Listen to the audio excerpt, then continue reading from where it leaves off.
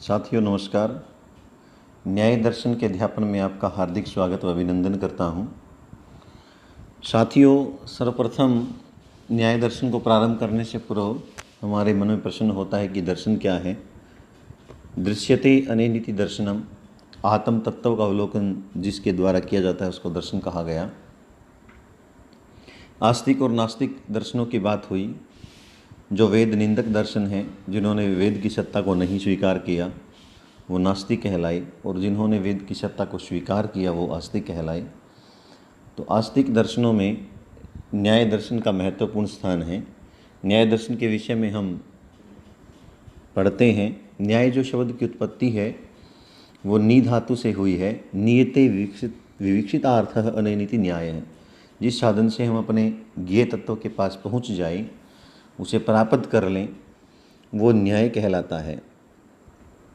वात्स्यायन के अनुसार न्याय शब्द का अर्थ प्रमाणों से अर्थ की परीक्षा करना है। प्रमाणई अर्थ परीक्षणम न्यायः, ऐसा वात्स्यायन जी कहते हैं। न्याय शास्त्र को तर्क शास्त्र, प्रमाण शास्त्र, हेतु विद्या, वाद विवाद और आन्वीक्षिकी अर्थात समीक्षात्मक परीक्षण भी कहा गया है। ये महत्वपूर्ण प्रश्न बन जाता है, ध्यान दें इस पे। न्याय शास्त्र के जो अपर नाम हैं तर्कशास्त्र, प्रमाण शास्त्र, हेतु विद्या, वाद विवाद, आन्वीक्षिकी अर्थात समीक्षात्मक परीक्षण को आन्वीक्षिकी कहते हैं। ये अपर नाम है न्याय शास्त्र के। न्याय शास्त्र के जो प्रणेता हैं वो गौतम मुनि हैं, और इनका जो अपर नाम है, इनका जो दूसरा नाम है वो अक्षपाद भी है।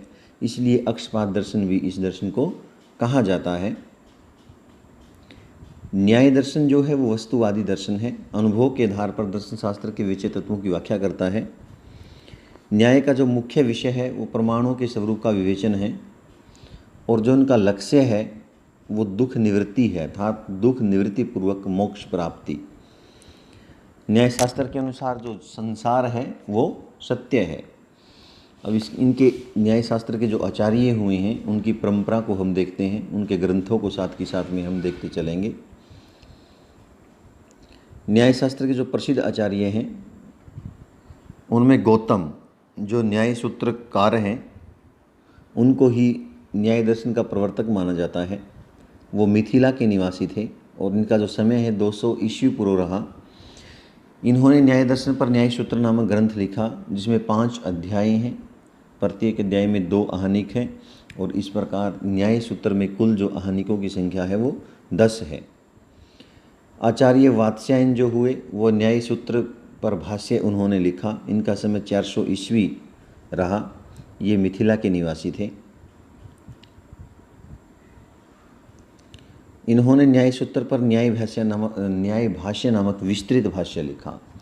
उद्योतकर हैं, इनका समय 600 ईस्वी है, और ये कश्मीर के निवासी थे। इन्होंने न्याय भाष्य पर न्याय वार्तिक लिखा। ध्यान दें, वात्स्यायन जी ने न्याय सूत्र पर भाष्य लिखा और उद्योतकर जी ने न्याय वार्तिक लिखा। किस पर? न्याय भाष्य पर। आगे वाचस्पति मिश्र जी हैं। इनका समय 900 ईस्वी पूर्व है। ये मिथिला के निवासी थे। इनके गुरु का नाम त्रिलोचन ये लेते हैं एक जगह पर। इन्होंने न्याय वार्तिक तात्पर्य टीका लिखी। इन्होंने न्याय सूची निबंध नामक लघु काया ग्रंथ न्याय सूत्रों की रक्षा के लिए लिखा।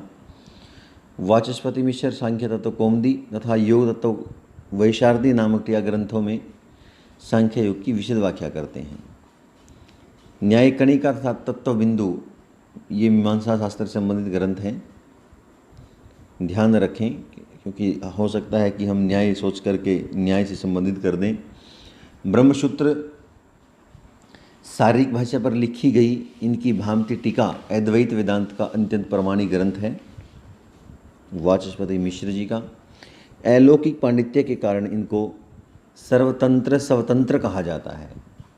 वाचस्पति मिश्र जी की ये उपाधि समझो आप, सर्वतंत्र स्वतंत्र इनको कहा जाता है, क्योंकि ये अद्भुत पांडित्य से युक्त थे। न्याय जगत में ये तात्पर्याचार्य के नाम से विख्यात हैं, क्योंकि इन्हें तात्पर्य नाम की जो टीका है वो लिखी। इनका बौद्ध दर्शन संबंधी ज्ञान भी उच्च कोटि का था। ये मात्र न्याय के ही नहीं, बौद्ध दर्शन के भी विशेषज्ञ थे। वैशेषिक को छोड़कर पंचदर्शोपन की जो टीकाएँ हैं वाचस्पति मिश्र जी की, वो प्राप्त होती हैं। इनके बाद जिनका स्थान आता है वो जयंत भट्ट जी। इनका समय 900 ईस्वी है। इन्होंने न्याय मंजरी नामक ग्रंथ लिखा। न्याय मंजरी न्याय संप्रदाय का एक मौलिक और शोध ग्रंथ है। आगे भा सर्वज्ञ जी, इनका जो समय है 900 ईस्वी है। ये भी कश्मीर के निवासी थे। इनकी रचना न्याय सार, न्याय सूत्र पर निर्भर एक प्रकरण ग्रंथ है। जिस प्रकार जो तर्क भाषा है वो एक प्रकरण ग्रंथ है, सांख्यकारी का वो सांख्य का एक प्रकरण ग्रंथ है, वेदांत सार वेदांत का प्रकरण ग्रंथ है, तो इनकी रचना है न्याय सार।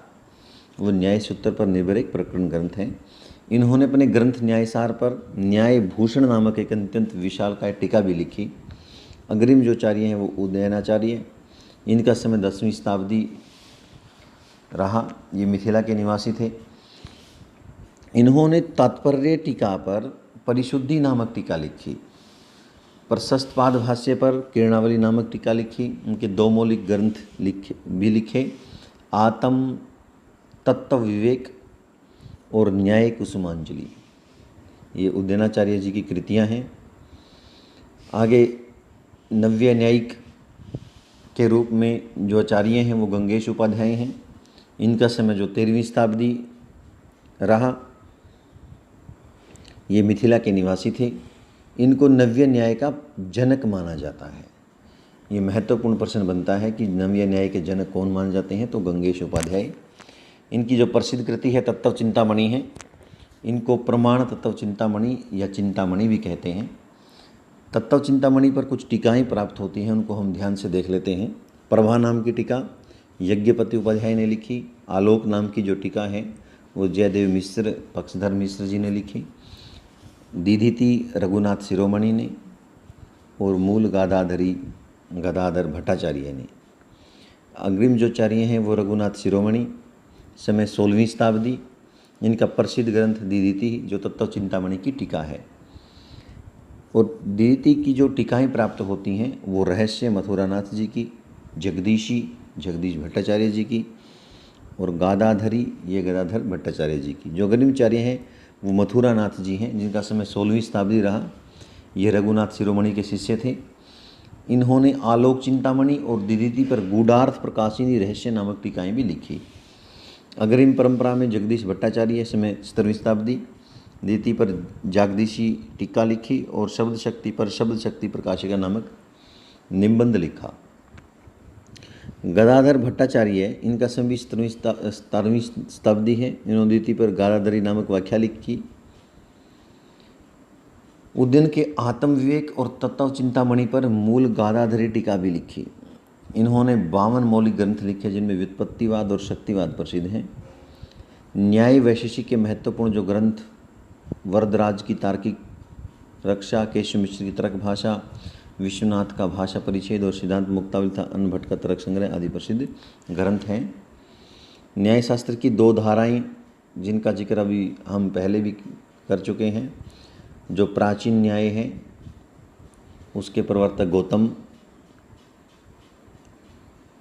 और जो नव्य विचारधारा है उसके जो प्रवर्तक हैं वो गंगेश उपाध्याय। प्राचीन न्याय के जो आचार्यों की परंपरा है, आचार्य गौतम जी जो न्याय सूत्रकार के रचयिता हैं स्वयं।